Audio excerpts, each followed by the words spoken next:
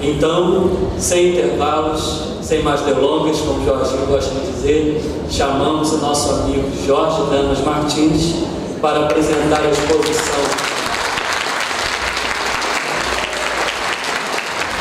Número 6, chamado Crítica Ubaldiana à Heresia da Livre Consciência.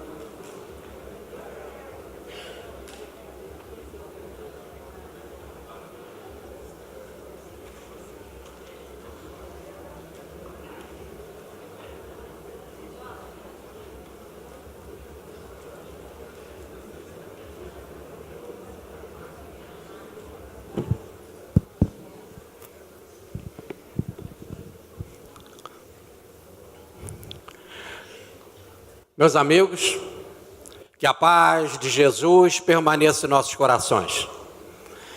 Amigos da TV Ibis, o nosso beijo, o nosso carinho. É muito bom estarmos juntos pelo meio de comunicação que também nos aquece, porque podemos chegar até vocês com as vibrações fraternas, com todo esse carinho que recebemos aqui do auditório. Então, queridos companheiros que estão nos ouvindo e assistindo na TV Ibis, o nosso beijo fraterno, e espero que a palestra seja realmente bem agradável. Nós vamos falar de um tema, esse mesmo que eu quero dizer, muito agradável, esquisito, muito bobo, muito infantil, podemos dizer assim, ridículo. Olha bem, querer tirar a liberdade do ser. E quando o sujeito quer ser livre, diz que ele é herege. E o Baldi vai te criticar isso porque ele não só vai passar pelas perseguições, tentando anular a consciência dele, como ele será e continua sendo um herege. Então fico já sabendo, né? Vocês são seguidores de um herege. Nós vamos falar sobre esses pontos aí. Deus e a consciência, revelação e livre consciência, condenação, o obediente silêncio, 9 meses depois, uma gestação, consequências para Pietro Baldi, consequências da igreja, logo consequências para o Baldi, consequências para a igreja. Nós vamos dar continuidade à palestra do Rony. É o destino, tá certo? E cada um vai colher aquilo que plantou. E, por fim, a mensagem maior, crística da verdade e da liberdade. Eu prometo a vocês também trazer de forma muito carinhosa, como um presente, várias fotozinhas de Ubaldi muito pouco conhecidas na nossa comunidade. Fotos que eu ganhei de presente quando estive com a minha esposa e alguns amigos aqui presentes, visitando pela primeira vez a Itália, lá em Foligno, quando a família Pietro Baldi nos doou essas fotos, lá em Foligno, 2007. Então, em alguns momentos da palestra, vocês vão ver, assim, retratos de Ubaldi bem diferentes. Alguns até com fotografia dele mesmo, porque ele estudou, fez curso de fotografia. Como também dirigia muito bem moto, ele era um herege. Gostava de moto, né? E era professor de piano. Tudo bem? Então, o primeiro ponto, Deus e a consciência. Aqui entramos logo direto no tema da queda espiritual. Deus, sendo amor, só poderia nos criar livres. O amor sugere liberdade. Não pode haver amor sem liberdade. A diferença de amor e paixão é que a paixão quer reter. É aquele velha situação, você marca com a namorada, né? Um encontro, por exemplo, no cinema, e ela diz assim, hoje eu não vou poder ir, estou com uma dor de cabeça. Aí você fica muito chateado e resolve dar uma volta e encontra ela na fila do cinema de braço com o outro comendo pipoca. E aí você tem duas condições. Se você ama, você diz assim, tomara que ela seja feliz com esse outro e que tenha uma tarde maravilhosa. E se você é um apaixonado, vai falar, desgraçada, tomara que morra junto com ele. Muito bem. Então Deus, que é amor, só poderia nos criar para a liberdade. A gloriosa liberdade dos filhos de Deus. Nada pode ser trancafiado, tudo me é lícito, independente de que pela lei de causa e efeito, quando você foge do amor, nem tudo me convém, diz Paulo. Então não podemos ser marionetes de jeito nenhum, não podemos de jeito nenhum ficar com o nosso pensamento bloqueado. Cada um manifesta aquilo que o Balde chama de hierarquia de função, dentro da sua função, a sua potencialidade para a harmonia cósmica. Isso é a grande liberdade. E aí o livro dos Espíritos explica isso. E as consequências estão na nossa queda espiritual. Aonde está a lei de Deus e nós mesmos? Na nossa consciência. E por que precisa então vir os missionários? Porque a gente esqueceu e porque desprezou. Aí é a queda. Então toda a heresia e as perseguições aos hereges é fruto da queda espiritual. É essa queda espiritual que nos tirou da nossa própria realidade. Repare, desprezamos. Se desprezou o amor, se desprezou a lei de Deus, a queda espiritual, né? Nesse exato momento você esquece, cria a doença do inconsciente. Então isso que a psicologia tanto estuda, que o inconsciente é a doença. Para que a gente se sinta melhor, por isso que você vai ao consultório. Para recuperar essa dicotomia, essa racha, essa quebra que te deu tudo aquilo que nós já vimos aqui em várias palestras. De onde eu vim, para onde eu vou, porque eu sofro. Que nada mais significa que caímos numa situação em que somos uma carta sem destino, sem saber o destinatário, sem saber o remetente. Então chegar a essa plena consciência demanda a plena vivência da integridade que está no amor, que está na liberdade, que é a verdade, que é a gnose, o conhecimento, que vai ser a nossa última apresentação na palestra.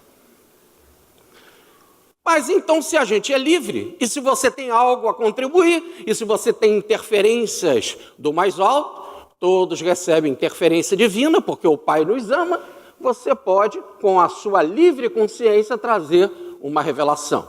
E o Balde fez isso. E fazendo essa revelação, ele nos trouxe duas grandes obras. Ali está mais um retratinho do Balde, bem diferente, né? Muito bem. Ali nós temos duas grandes contribuições. A grande síntese e a ascese mística. Antes nós tivemos a grande mensagem que ele recebeu e no meio das duas, as noures.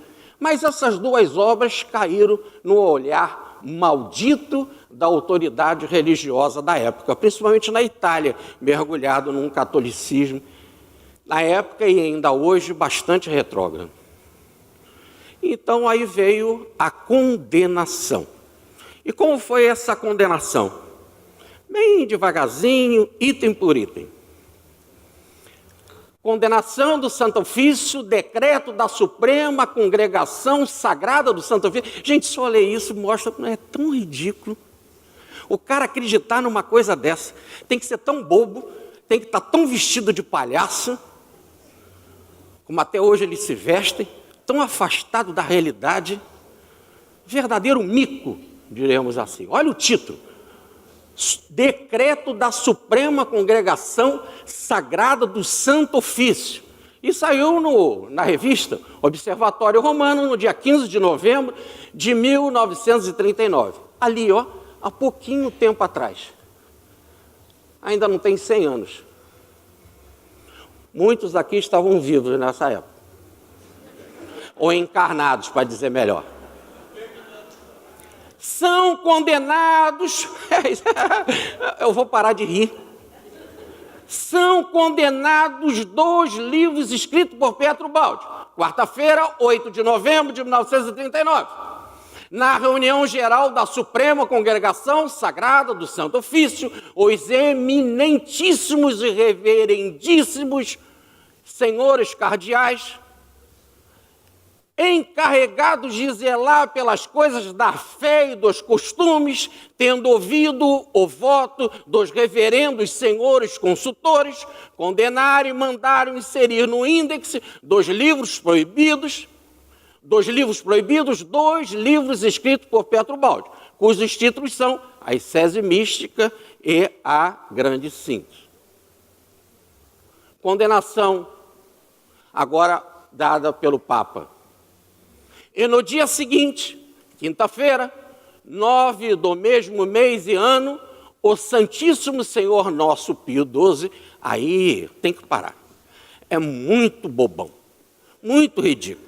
Porque quando a gente se refere a Jesus, pensa nas peças que a gente fala, Nosso Senhor, não é assim? Nosso Senhor Jesus. No máximo a gente fala, Nosso Senhor Jesus. Eles não querem só isso. Olha só o título que o cara dá para ele mesmo. Santíssimo Senhor Nosso Pio XII, Papa pela divina providência, na habitual audiência concedida ao excelentíssimo Senhor Assessor do Santo Ofício, aprovou, confirmou e mandou publicar a resolução dos eminentíssimos padres, apresentada a si mesmo, dada em Roma, Palácio do Santo Ofício, no dia 10 de novembro de 39, publicada no jornal, na revista, no dia 15. Muito bem, está aí o chanceler da Suprema Congregação. Essa condenação chegou ao Baldi.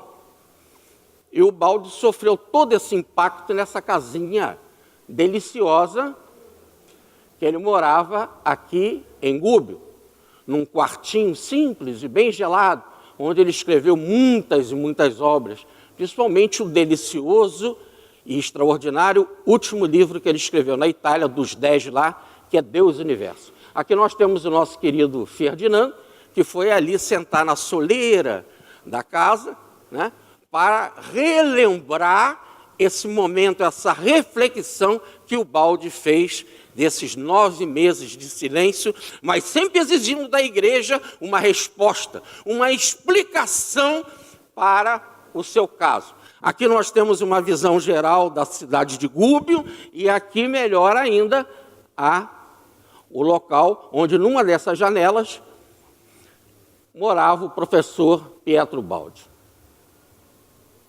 E aí veio o obediente silêncio. Nesse obediente silêncio, não podemos imaginar a imensa dor, né? A grande síntese mística saiu do seu mundo.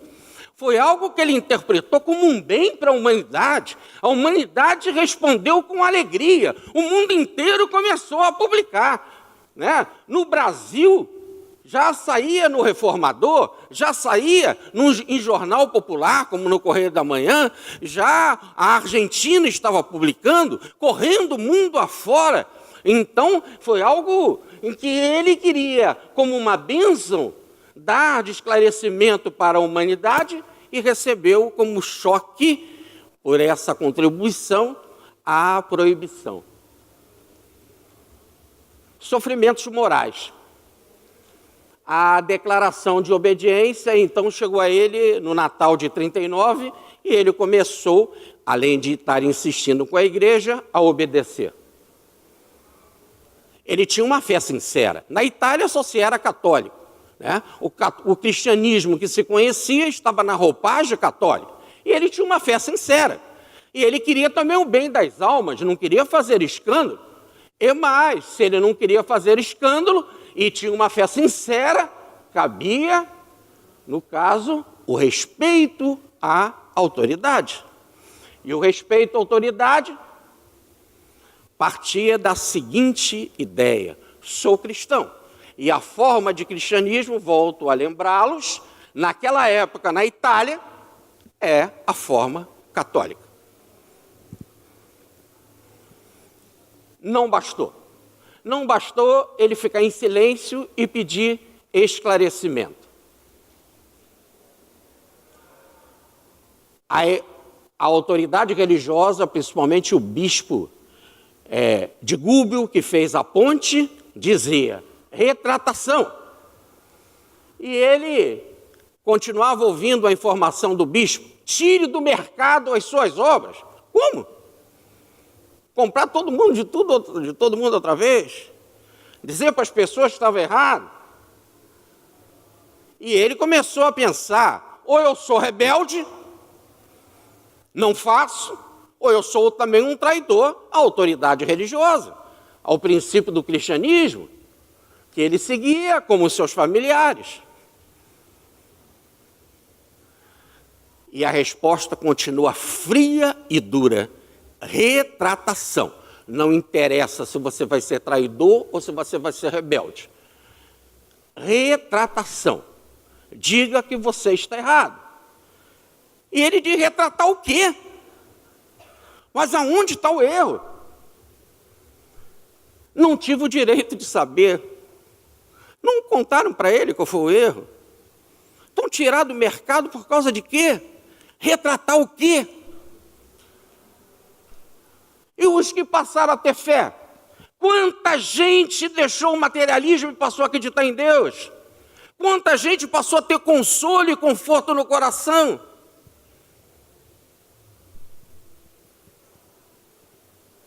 Continua a resposta fria: retratação da ideia de revelação. Você não é médio de nada, não recebeu nada de Deus, do plano maior. Retratação. Você não tem direito de dizer que recebeu nada do plano maior. Não recebeu revelação. Não posso dispor do que não é meu. Eu acredito perfeitamente na sua voz. E sei que ele é uma personalidade, apesar de estar em processo místico, unitivo comigo, sei que é algo maior do que eu. Sei que é força cósmica superior ao que eu chamo de minha personalidade. Não posso dispor do que é meu. Me foi dado. Eu recebi algo que estava além daquilo que eu pensava e entendia. Há erros? Ele pergunta. Quais? Eu não sei mentir. Eu não posso retratar, mentir para as pessoas, inventar. Eu não sei fazer isso. Não está na minha personalidade o ser mentiroso. Já venci isso há muito. Não sei fazer duas caras. Aliás, o Balde tinha uma dificuldade tremenda de conversar com as pessoas. Certa vez ele disse: porque quando eu converso com as pessoas, eu escuto dois pensamentos: aquilo que ela está falando e aquilo que ela está pensando. E quase sempre que ela pensa é diferente do que ela está falando. Nós somos mentirosos. Como falam as Escrituras, todo homem é falaz, só Deus ou a personalidade unida a Deus é veraz. Continua ele, aqui é o mais grave, o mais sério.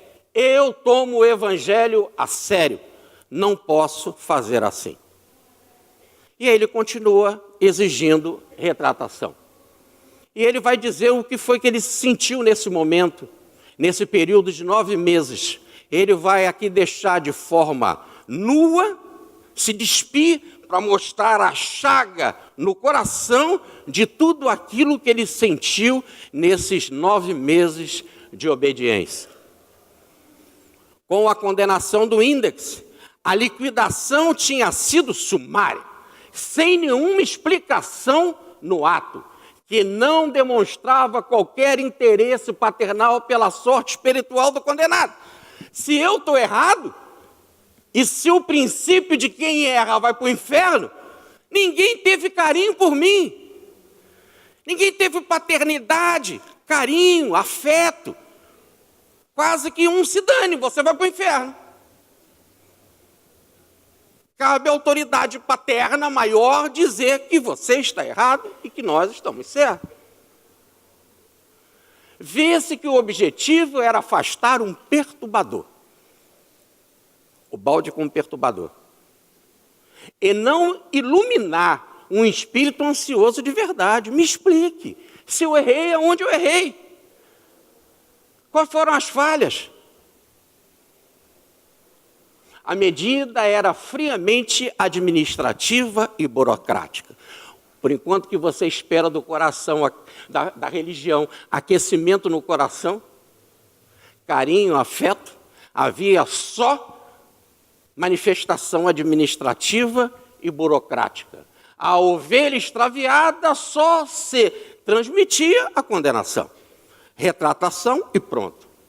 Ele continuou exigindo a explicação, mas nos fala a psicologia. Como é que estava a cabeça dele? Explica Carl Gustav Jung. A condenação moral não liberta, ela oprime e sufoca. O balde sufocado. A partir do momento em que condeno alguém, não sou amigo, não compartilho dos seus sofrimentos, sou um opressor. É inquisição, é ditadura. É pior que ditadura militar, que dá a dor tremenda do exílio. É ditadura de alma, é ditadura de coração, é ditadura de espírito. Você não tem direito a nada. A você é um inferno. 9 meses depois, de tanto que ele insistiu, guardando o silêncio, veio as explicações dadas pelo bispo com a cabeça do bispo, ou melhor, com a cabeça da igreja. E aqui agora nós vamos ver 2 campos opostos. O que o balde pensava na grande síntese e a sese mística e a cabeça da igreja, vinda pela cabeça do bispo. Erros da grande síntese, bispo no dia 14 de agosto de 1940. O cara tem que ser muito cara de pau para mandar uma explicação dessa que vocês vão ver aí. Primeiro ponto, a revelação. O teu primeiro erro e o teu maior erro foi achar que você recebeu alguma revelação. Ninguém tem direito a receber a revelação. É a igreja quem tem a revelação. E nós recebemos o Espírito Santo e pronto. Aquela pombinha boba do Espírito Santo. Aliás, a minha tia ficava apavorada na Tijuca, porque eu dirigia e eu fiz transplante de córnea, sempre tive ceratocone, então sempre fui um motorista bacana, como a lei manda, né? Sem enxergar nada. Então, a minha tia ficava apavorada que perto da igreja de São Sebastião, padroeira da cidade do Rio de Janeiro, eu muitas vezes matava bombinhas. E ela, ai meu Deus, o Espírito Santo, mais um. Essa minha tia, Maria Luísa, foi me criou. Mamãe morreu, eu tinha 15 anos, e foi ela, carinhosamente, aqui vai o meu carinho de amor por ela, né? E que ela me perdoe pelos Espíritos Santos. Mas disse o bispo, pensai que caos haveria nos espíritos se a qualquer indivíduo fosse lícito impingir-se como termo de uma revelação ou inspiração divina. Seria um caos se todo mundo recebesse a revelação. E você é um a mais. Não interessa de ver o fruto pela árvore. A árvore é boa, o fruto é bom. Se o fruto é bom, a árvore é boa. Não é que qualquer um possa receber a revelação. Pela lei divina, qualquer um pode receber. Mas como você faz? Examinai, diz João na sua epístola, se todos os espíritos vêm de Deus. E como você examina? Pelo fruto da árvore, como acabamos de ver na palestra que nos precedeu. Se o fruto é bom, a árvore é boa. E isso demanda exercício, isso demanda estudo, isso demanda leitura, isso demanda esforço. Mas isso é muito saudável, diz a psicologia. Não tem nada de estranho nisso. E a própria psicologia agora não pensa amarrada dentro da igreja. A psicologia é ciência. E ela fala que o balde era saudável, diz Jung. A própria igreja dificilmente teria chegado ao que é se o Filho de Deus, Jesus, tivesse permanecido um fariseu respeitador e observante fiel da lei. Se eles dissessem nada de fazer cura no sábado, e Jesus disse, está certíssimo. Nada de tirar os vendilhões do templo, está certíssimo. Seria um bobãozinho. Num corpo fluídico fajuta. Completamente ilógico. Imagina se Jesus fosse obediente. Nós estaríamos seguindo quem? Anás, Caifás. Esses são inteligentes, pô. São os que mandaram. Aliás, a gente segue quem vence. O homem é a ovelha. Ainda estamos muito atrelados à máquina que puxa os vagões. E como diz muito bem Pietro Baldi, no capítulo chefe do livro Problemas Atuais, interpretando Maquiavel, precisamos de liderança. E se o Cristo não fosse líder, a igreja não estava onde que estava. Não seria a igreja do cristianismo, e sim do caifasismo.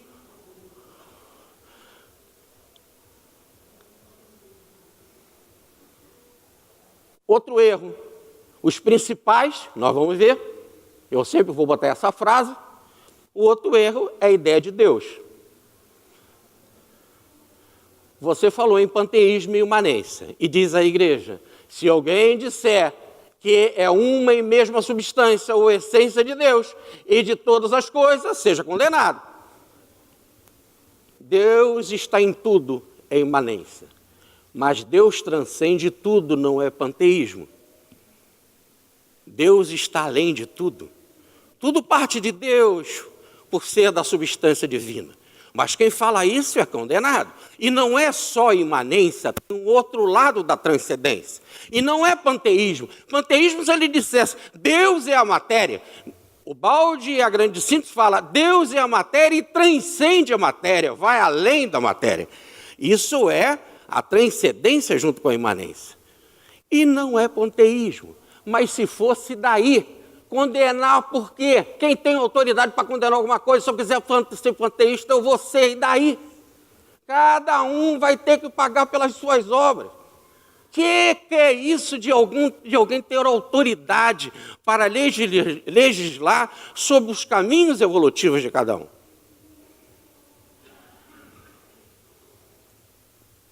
Outro erro, o que você escreveu sobre a criação. Por quê? Porque tudo veio do nada, e não da mesma substância divina, ou de Deus. O nada criou nada. O nada não cria nada. O nada, o máximo que pode ter feito é o bispo de Gúbio. Meu Deus! Nem isso. Para ele poder escrever isso tudo que ele escreveu, ele não é um nada. Logo, não tem cabimento. O nada não cria nada. Não tem fundamento científico e nem filosófico. Porque o zero não zera nada se não tiver um que o defina, ou para menor ou para maior. Também a ideia de conhecimento de Deus está errado, diz o bispo. Você diz que a gente conhece Deus pela intuição, você conhece Deus pela razão. Então é com a nossa cabecinha pequenininha que a gente deve entender Deus. E a gente chega, inclusive, para o padre e fala assim, mas como explicar a morte da minha mãe? Como explicar o meu filho que nasceu com leucemia? Como explicar? Conhecimento de Deus. Conhecimento de Deus. E vai a razão explicar uma coisa dessa. A razão que funciona do berço ao túmulo. Daí o Baldi dizer, precisamos, por purificação, por evolução, criar um novo instrumento de análise para que não se veja as coisas de forma superficial como a razão. Ou como diz as Escrituras, lá no Gênesis de Moisés, no capítulo 3, quando houve a queda de Adão e Eva, rastejando, comendo o pó da terra. Mas sair da bidimensionalidade da razão para chegar à visão volumétrica da intuição, para se ter uma ideia de conjunto. Sem desenvolvermos esse novo instrumento, não vamos poder nos aproximar do conceito de Deus. Errado, condenado. Deus se percebe pela razão. No fundo, aqui é um combate à mediunidade.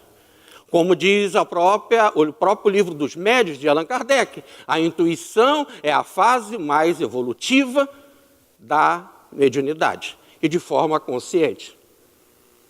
Outro erro, o conhecimento dos mistérios. E no conhecimento dos mistérios diz assim a igreja: a revelação divina, na revelação divina há verdadeiro e próprio mistério. Não adianta querer fugir. Existe mistério e acabou. Ora, existe mistério hoje, mas amanhã, eu vos enviarei um Consolador, que falará de mim mesmo e que explicará tudo aquilo que não podeis compreender agora. Mistério. Até Jesus está errado. É mistério. Eu mesmo fui no Egito para tentar explicar o mistério lá da esfinge. Descobri o mistério da esfinge, vi que não é tão complicado assim. Me deparei com outro mistério. Vocês vão ver agora, na próxima palestra que nos segue. E a gente nota que, em parte, o bispo tem lá a sua razão. Mistério. Mas, no entanto, eu lembro para esse mistério. Jesus manda: amai o próximo. Outro erro, a ideia do sobrenatural e do mistério. Existe milagre. Existe sim milagre na lei, na vida. Os milagres podem ser feitos. Mas a grande síntese quer dizer que o milagre é aonde não chegou a nossa ciência. E se eu pesquisar, eu vou ver que o milagre é a lei divina. Não. Jesus fez milagre e pronto. O santo faz milagre e pronto. Você não faz. Fica quieto e me obedece.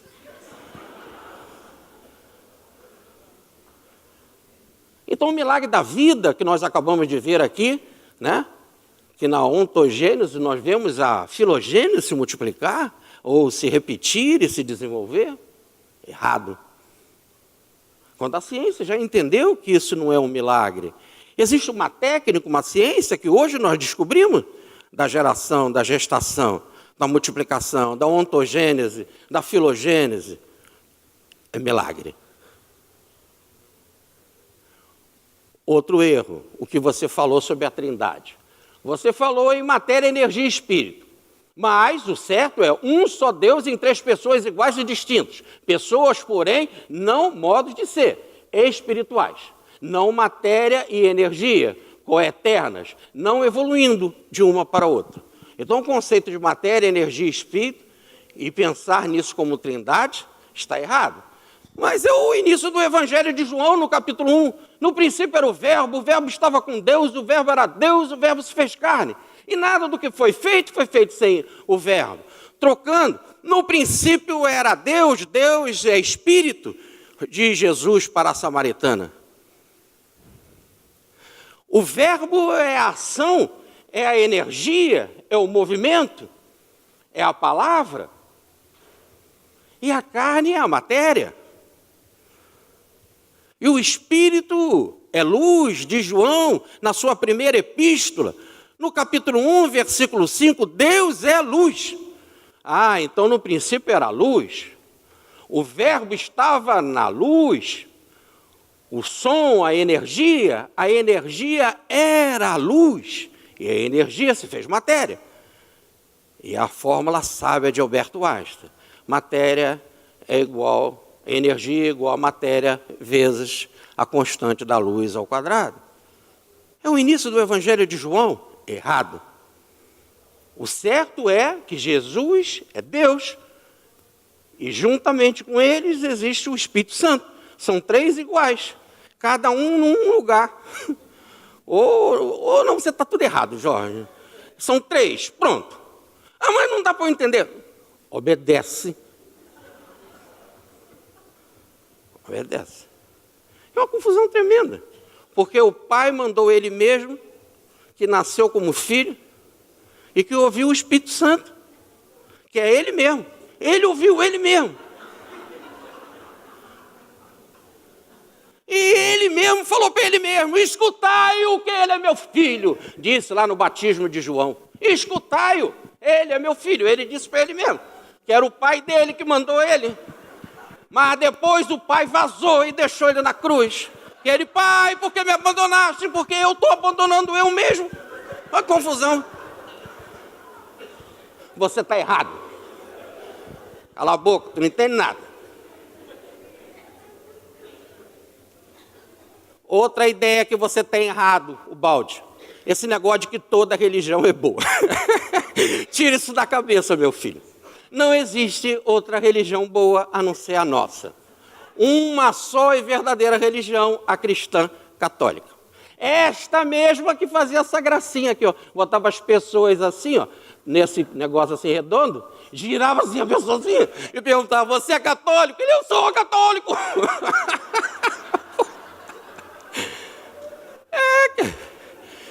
Que nem a KGB, o FBI, quando veio aqui no Brasil, foram lá para pegar lá o coelho, né? Tinham 2 horas para pegar o coelho, e a polícia brasileira pegou o gambá, né? Deu uma surra no gambá, o gambá logo disse, eu sou coelho, eu sou coelho. Então o cara apanha dessa forma e pergunta, qual é a tua religião? Aí tem uns camaradas como o Simão lá do livro, como nós vimos aqui, não fala nada. Mas esses morrem. Ou então, ó, a melhor religião é a católica, ó. Bota a pessoa na fogueira e diz assim, sua alma vai ser purificada. Mas, diz a psicologia, a ciência sempre se debatendo com as loucuras arbitrárias da religião. Por que Buda, diz Jung, não teria tanta razão quanto Cristo? Por que só o Ocidente tem a verdade e tudo aquilo que vem do Oriente, mais antigo do que a gente,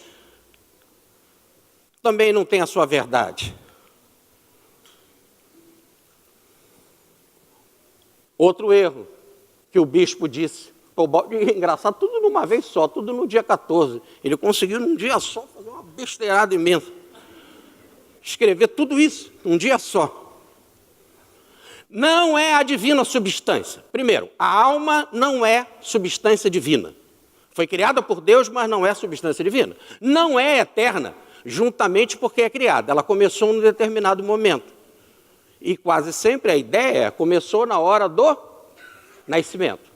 Na hora do nascimento, Deus fica andando tudo pela maternidade, criando uma porção de criancinha, de alma. Ele cria a alma, ele chora e a alma entrou. É isso. Ou vai dizer que não é isso que a gente aprendeu no catecismo? Meu Deus, vou tirar isso da minha cabeça. Outro ponto. A alma não é pré-existente. Não existe reencarnação. Para com esse negócio. Não existe reencarnação, porque a alma existia antes. Começou ali, na hora, Deus fez quando ela chorou. Outra coisa, esse negócio de dizer que primeiro pecou no céu e depois veio aqui habitar corpo humano, que houve a queda espiritual, esquece. Mas lá não está na Bíblia do Adão que estava no Éden, no paraíso. Esquece. Eu estou dizendo... Silêncio. A reencarnação, diz ele ainda numa frase assim... cheia de sabedoria. A reencarnação é insustentável. Como explicar um debilóide sem a reencarnação? Tá certo? Porque se a alma é feita naquela hora, Deus fazia aquilo.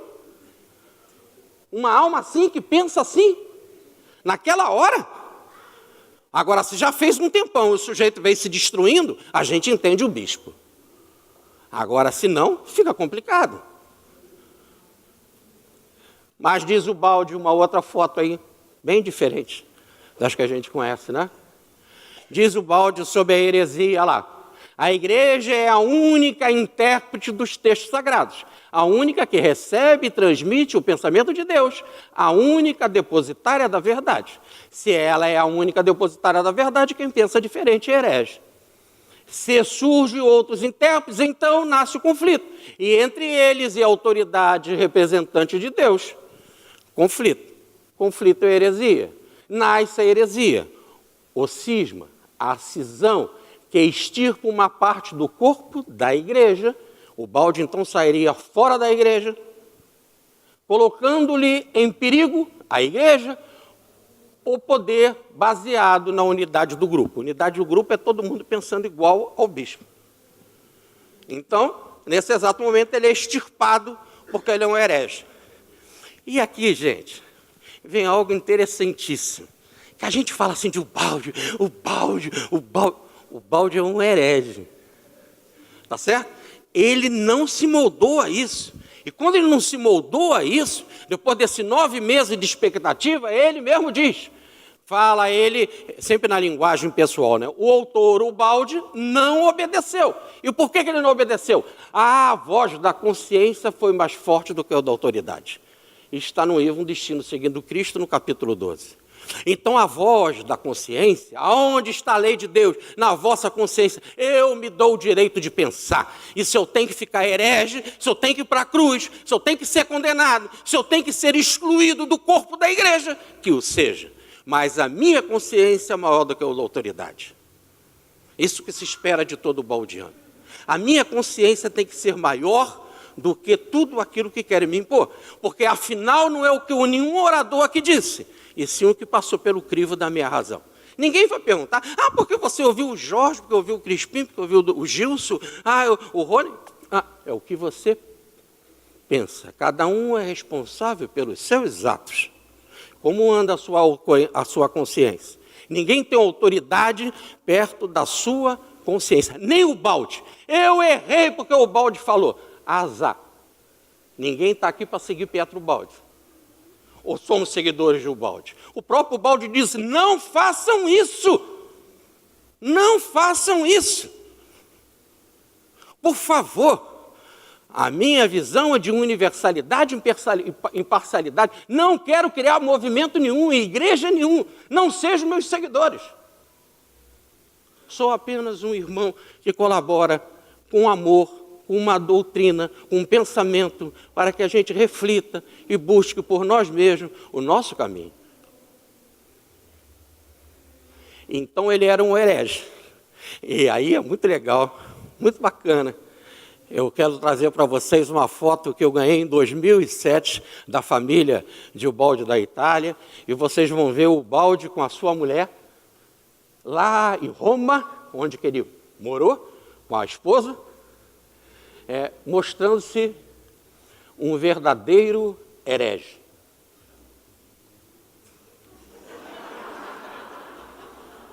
Era um dia de carnaval em Roma. E está aí a Maria Antonieta e o professor Pietro Baldi, como diz por trás da foto, ele vestido de dama e ela de homo. É muito legal ser descontraído, ser alegre, ser o que é, tá certo? Somos do mundo. Ser herege é muito bom, gente. Muito legal. Muito triste é ser cabestrado. Muito triste é ser amarrado. Mas, continuando, já nos lembrou, dias depois, o reformador da Federação Espírita Brasileira, na página do Guilherme Ribeiro, tradutor de Kardec, tradutor de Rustem, tradutor de Ubaldi. Recebemos a informação de que a grande síntese ascese mística foi condenada pelo índex. Devo prevenir nossos irmãos espíritas, em pleno século XX, que se conservam dentro da Idade Média. Agora é para a gente, porque nós estamos aqui de papo com a igreja, mas nós, espíritas, somos muito responsáveis. O Guilherme Ribeiro já alertava e lembrava, com a autoridade de conhecedor de Kardec, de Rustem, de Ubaldi, tradutor. Não vamos cair na Idade Média. Infelizmente, caímos. Não a Federação Espírita Brasileira. Não foi ela que trouxe Pietro Baldi para o Brasil, e sim uma associação que ligava Campos a São Paulo. Mas o próprio Baldi fez questão de, vindo aqui, visitar a Federação Espírita Brasileira, escrever no livro de ouro, quando recebeu de presente o livro O Evangelho segundo o Espiritismo, que na Europa ele não viu nada similar à grandeza da Federação Espírita Brasileira. Catolicismo e imobilidade. O que aconteceu por causa dessa condenação? O que está por trás disso? É uma grande imobilidade. O erro não está nas verdades reveladas, mas em haver transformado a sua natureza absoluta e eterna em imobilidade, que é recusa a evolução, a maior lei da vida, a ascensão em direção a Deus. Porquanto, a crise não é das verdades reveladas, mas da instituição, que para fins terrenos pretende reduzi-la a um estado de quietismo. Parar, frear, inércia. A história mostra-nos que pode morrer a religião, mas não a religiosidade. E o Balde era religioso, a religião está morrendo, mas a religiosidade, principalmente a baldiana, continua. Quais foram as consequências dessa condenação para o professor Pietro Baldi? Primeiro, foi uma propaganda editorial. Em primeiro lugar, não se pode negar que ser catalogado no índice constitui, no passado, um grande meio de propaganda editorial, potente e gratuita. Muito obrigado. Muito obrigado. E mais ainda, a condenação deve à obra o seu impulso editorial no estrangeiro, onde se pode desenvolver definitivamente, Desse modo, o mundo se serviu do índice para os seus fins utilitários. É como o Baldi diz, o mal é escravo do bem. O mal dança sempre. Ele sempre perde. E foi uma vantagem. Só isso? Não. Também teve um efeito salutar na própria personalidade do Baldi. A condenação produziu ainda outro efeito salutar. Ela obrigou o autor a aprofundar seus pensamentos, a intensificar seus controles para assegurar que está com a verdade, a potencialidade de sua espiritualidade, a fim de superar os obstáculos e resistir os ataques. Enfim, a condenação funcionou como resistência a vencer para avizinhar-se mais ainda de Cristo, também pelas vias da razão e da ciência, segundo novos princípios. Obrigado, Índice, porque você me ajudou a me aproximar de Cristo. Fim e objetivo da minha missão, fim e objetivo da minha obra, fim e ponto final do último livro que escreverei. Já diz o nosso querido Chico Xavier, eu tirei isso do Reformador, a carta com a letrinha dele. O adversário sempre tem um bom trabalho de estimular e melhorar tudo quando estamos voltados para o bem. O adversário estimula, ajuda, sempre que a gente está voltado para o bem. Aí nós vemos o Chico dando beijinho.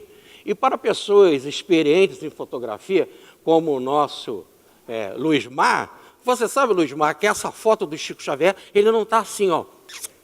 Ele estava com o rosto virado. Aí o repórter, na hora que tirou a foto, só pegou de frente, não pegou de lado. Ele estava dando beijinho no ombro. O Baldi não, o Chico Xavier. Estava dando beijinho no ombro. Se você me condena, eu vou vender muito livro. Se você me condena, tá certo, eu vou me aproximar de Cristo. O tiro saiu em favor do Baldi. E nós vamos ver que quem vai morrer é a igreja. E aí está mortão. Porque, inclusive embalsamado, o João 23, ele vai querer dar um avanço na igreja. E o João 23, diferente do Pio XII, que condenou o Baldi, o João 23 falou, vou ser moderno. Vou fazer o Concílio do Vaticano II. E o Concílio do Vaticano II, esse é o segundo, não é igual ao primeiro. Nós vamos para frente. E o Baldi vai fazer uma análise. E vai mostrar quais são as consequências para a igreja. A igreja é a maturidade dos fiéis. A igreja usou os métodos de opressão por toda a Idade Média. Hoje, quando estava acontecendo o Concílio do Vaticano II, em 1961, que, pela maturidade mental dos fiéis, tais métodos se tornaram contraproducentes. E se compreendeu que, dadas essas novas condições, a fé não se afirma oprimindo, mas convencendo. Agora eles compreenderam. Mas de 39 para 61 tem um tempinho. A igreja abandonou a técnica dos anátemas e condenações, concedendo no último concílio maior liberdade e consciência. O Concílio II do Vaticano diz o seguinte, agora tudo está mudando, diz o Baldi. O período dos anátemas parece ter acabado com o concílio. A congregação do Santo Ofício mudou de nome, tornando-se uma entidade com funções e setores, das quais destinado à censura de livros, apenas uma parte, funcionando na prática o menos possível e existindo apenas em teoria. Está perdendo a força. Continua o Baldi. De um tempo para cá, o índice condena cada vez menos. Depois da edição de 1948, o Baldi foi condenado em 1939, e o Allan Kardec, em 1864, em 1º de maio de 1864, depois apareceu só um folheto em 64, ainda tinha ditadura, né? Principalmente aqui no Brasil e lá também, mas só condenou 14 nomes. Antigamente as listas eram enormes. Eis uma função que, em silêncio, sem ser notado, vai se apagando. Foi o caso de 83, quando acabou o índice, mas o Baldi já tinha desencarnado. Em 83 eles acabaram com esse negócio. Já era tempo. Estava engraçadinho demais. Consequências espirituais para a igreja. O resultado de tudo isso foi a formação de um hábito agora inveterado, o desinteresse pelos problemas religiosos, reduzidos a ritos e práticas exteriores. Não estamos nem aí. Ninguém está aí. Cada um faz o que quer. A igreja perdeu a força. Como reanimar uma fé adormecida? Educar em sentido oposto ao de uma religião formal de rito, reconstruindo no lugar dela outra de convicção e paixão, de amor que aquece. Como se resolve o caso de condenações que até ontem mandavam para o inferno os atingidos? Um belo dia a igreja atualiza e tudo cancela.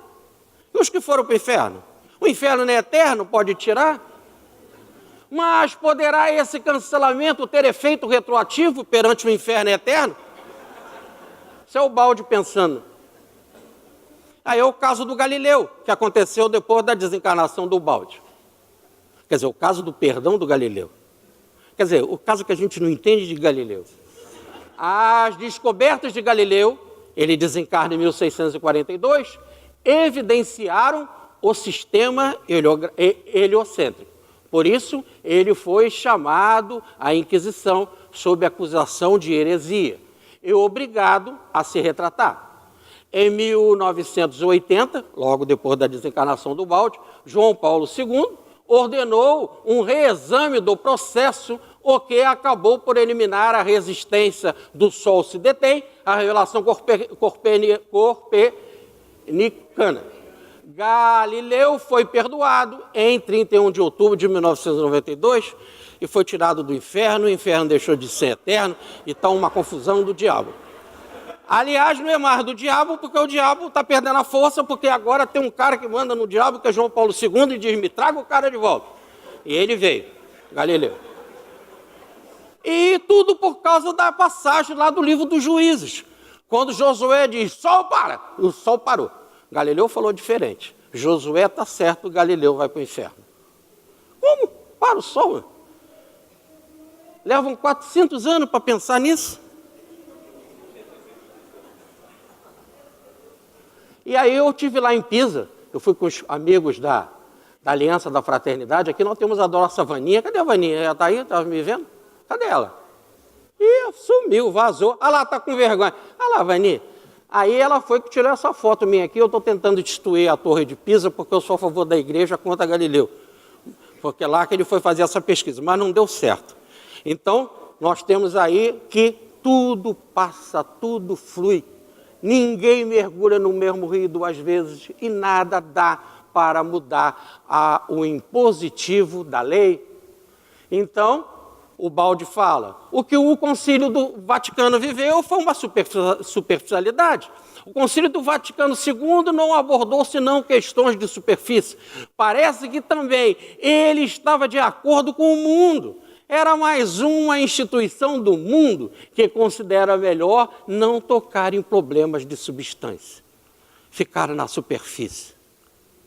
Mas o que pode a igreja fazer se perante perguntas mais simples não sabe dizer nada de positivo, recebendo ou esperando resposta da ciência materialista até onde ela condenava essa ciência. Agora quem dá a resposta é a ciência. A gente segue a ciência. A gente não obedece mais nada da igreja. Ela perdeu a sua força, já era, passou. E ela não sabe responder nada. Mamãe morreu por quê? Meu filho nasceu com leucemia por quê? Não obedece. Não dá mais. Ninguém acredita nisso. Por isso que aquela enxurrada de gente procurando Pietro Baldi, por isso, o Chico Xavier, por isso essa quantidade de gente aqui para ler Pietro Baldi, para estudar Pietro Baldi. Antigamente, diz o Baldi, a religião era tudo. Hoje ela se retrai sempre mais e perde terreno perante o Estado e a ciência. Para resolver problemas mundiais é o Estado que resolve. Pergunta se a América, pergunta se a Alemanha ou a ciência. A igreja está lá, ela não sabe responder mais nada. Agora, 10 dias atrás, estavam discutindo se a mulher deve ser diaconisa, não sacerdote. Aliás, fizeram questão de dizer, bem claro, uma autoridade religiosa. O Papa Francisco não está tentando colocar a mulher como sacerdote, não pode botar a mulher como sacerdote, por quê? Quem disse isso? Se está lá no Gênesis de Moisés, no capítulo 1, versículo 26, quando Deus o criou pênis e vagina. É criação divina. E está assim no original, é a tradução confusa grega que criou macho e fêmea. No original está pênis e vagina. Por que fazer discriminação? Desde quando? Desde quando? E está aí o Emmanuel a nos lembrar. Ora, obedeça à mulher, porque Deus quer o que a mulher quer. Mas o Emmanuel também é um herege, que veio por um médium chamado Chico Xavier, que é herege. Gente, por favor, com relação a essas palmas, eu sou um herege, estou falando isso porque eu estou fazendo 34 anos de casado agora, nesse fim de semana, e eu tenho que fazer isso para agradar a minha mulher. Entendo a minha situação. É uma situação, realmente, estou acuado. Mas continua o Baldi. O Concílio do Vaticano II não abordou senão questões de superfície e não as mais difíceis de superar, porque no passado a Igreja se aventurou e se comprometeu com afirmações definitivas, agora empenhadas em manter, ainda que pense não ser mais racionalmente aceitável. Mulher não pode ser sacerdote, o padre não pode casar e fica essa pederofilia tremenda, a esse desacerto espiritual, tá certo? E aí não sabe responder nada. Mas, e aí me coloco ainda um papa argentino jesuíta vestido de franciscano. Veja. Aí vocês poderão dizer assim, mas a igreja está melhorando muito. Melhorando em quê? Porque ele está sendo mais mansinho na fala? Ou é inteligência jesuíta? Ou nós vamos bancar mais uma vez os bobos de acreditar em quem sempre mandou todo mundo para a Inquisição e que até agora não resolveu o problema da existência humana e não tirou a grande síntese, a sese mística do índex? Qual é? Raciocine. Fica a mídia falando isso tudo e a gente vai atrás. Lembre que quem inventou para botar o nome dele de Francisco foi um brasileiro que já foi expulso porque estava mexendo com um banco que era considerado de roubo, o Banco do Vaticano, e que agora o cardeal não está mais no poder. Aí você diz, mas você está sendo duro? Estou sendo duro também com os espíritas, porque diz Golão Ribeiro, não vamos ser da Idade Média. E fomos da Idade Média. E tiramos a casa de Ubaldi, e o colocamos na rua. E quem errou mais? Os espíritas, do que em relação à Igreja Católica. Muito mais a gente.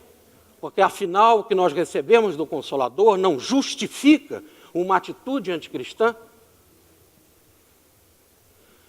Fechando a palestra, diz o Baldi, o Concílio do Vaticano II ficou mesmo na superfície. Já foi muito haver compreendido que a fé não se propaga pela imposição.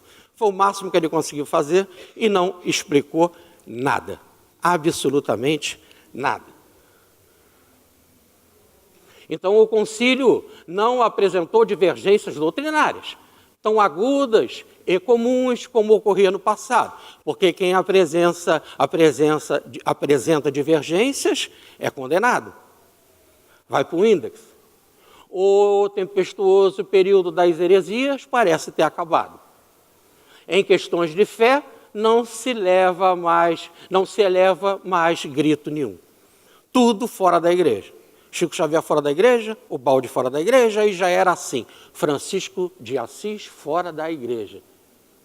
Vocês chegam lá na igreja de São João de Latrão, São Francisco está do lado de fora. E quando abre a principal porta de São João de Latrão, que é onde moravam os papas na época de São Francisco, Francisco está do lado de fora.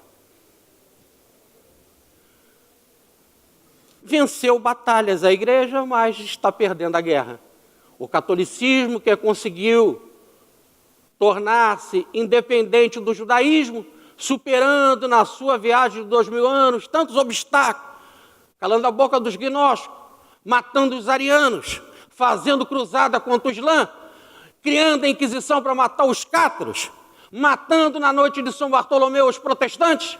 O catolicismo agora está em crise bem maior do que essas outras instituições, diz o Balde. Logo, o que está acontecendo com ele? Ele está na paz do cemitério. Explica o Balde. Os tempos mudaram? Os perigos que em outras épocas ameaçavam a fé já desapareceram?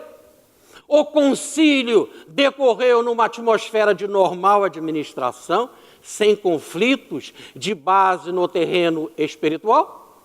Isto pode parecer um estado de segurança, finalmente alcançado, com definitiva eliminação do erro. Pode parecer, que nem Denorex, parece, mas não é. Mas esta pode ser a paz do cemitério, no qual está sepultada a espiritualidade apresentada pela igreja. Logo, seguir quem? A verdade ou a mentira? Manter a consciência firme nos seus princípios? Ter a liberdade de consciência ou se deixar levar? É a frase do mestre. Conhecereis a verdade, ela vos fará livres. O Cristo que ama, o Cristo que perdoa e que nos erros mais absurdos dizia: vai e não erres mais. E, aliás, não há nenhum outro motivo para chegarmos diante de um pecador do que dizer como mestre, mesmo para uma adúltera: vai e não erres mais. E se ela errar? Perdoa 77 vezes, vai e não erre mais. E se ela voltar a errar? Vai e perdoa. E se ela errar? Vai e perdoa. Não há outro direito para o ser humano. Aliás, diz Francisco de Assis para o ministro da ordem franciscana: que ninguém saia da sua presença sem o seu olhar de amor e de perdão. E se ele ainda errar 1000 vezes diante de ti, ame-o mais do que a mim mesmo. Porque esse é o Cristo de braços abertos, que ama e nos convoca, nos apela para assumirmos como cidadãos do terceiro milênio. Pasmem, nós estamos no terceiro milênio. Não podemos subjugar a nossa consciência diante de absurdos externos. Somos responsáveis por nós mesmos, construtores de nós mesmos, e unidos por amor construímos a grande civilização da qual nós somos patrimônio. Recebemos como patrimônio, como herança, esta obra abençoada que é a do professor Pietro Baldi. Esse Cristo de amor nos convoca para a liberdade. Conhecereis esta verdade e ela vos fará livres. Cristo tomado de amor. Cristo completamente diferente do que os condenam, dos que condenam, dos que oprimem, dos que sufocam, os que psicologicamente querem matar e sufocar a alma. Cuidado com esse, diz o Cristo, com esse que pode matar a alma. Reis, heróis, juízes, generais e tiranos, entre o ouro e o poder, de vitória em vitória, Comandaram na terra a vida transitória, erguendo sobre o povo os braços soberanos. E passaram, fremindo, arrojados, insanos, ébrios de ostentação e famintos de glória, detendo-se, porém, nos túmulos da história, relegados à dor de cruéis desenganos. Mas o Cristo, na palha, humilde e pequenino, traz consigo somente o coração divino, na exaltação do bem, que ilumina e socorre, e brilhando por sol generoso e fecundo, em todas as nações que engrandece o mundo, é sempre o excelso Rei do amor, que nunca morre. Muita paz, me inclua nas orações.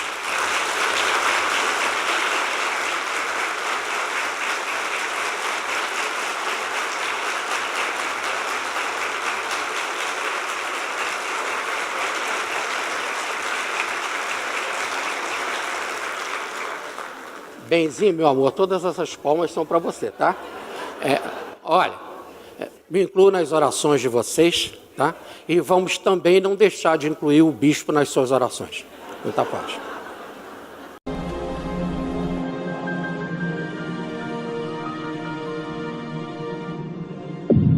IBS, Instituto Brasileiro de Benemerência e Integração do Ser. www.ibis.org